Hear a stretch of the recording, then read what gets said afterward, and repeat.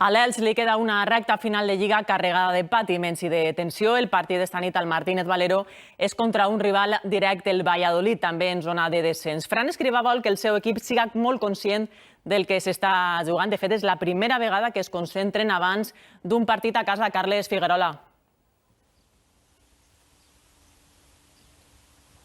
Bona vesprada. El partit de l'Elx d'esta nit contra el Valladolid és el més important de la temporada. És decisiu contra un rival directe que té un punt més.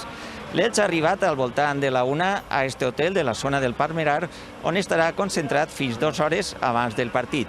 És la primera vegada en esta lliga que l'Elx es concentra quan juga a casa.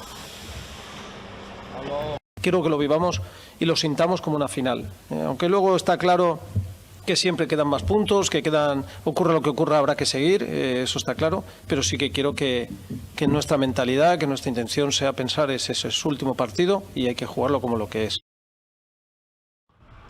Qui perda esta nit al Martínez Valero eixirà molt tocat. Escribà ha conscienciat la plantilla que són molt més que 3 punts el que es juguen davant el Valladolid, un rival directe. El tècnic està convençut que a l'equip no li afectarà la tensió. Sé que esa tensión de más, por decirlo de algún modo, de pensar la importancia del partido no les va a bloquear. Les va a hacer jugar concienciados, y esa es la idea, concienciados de lo mucho que nos jugamos. Partit vital i amb dubtes en l'11. Queda per veure si Escribà torna a confiar en Badia en la porteria després de fer debutar a Pamplona el suplent Gazzaniga.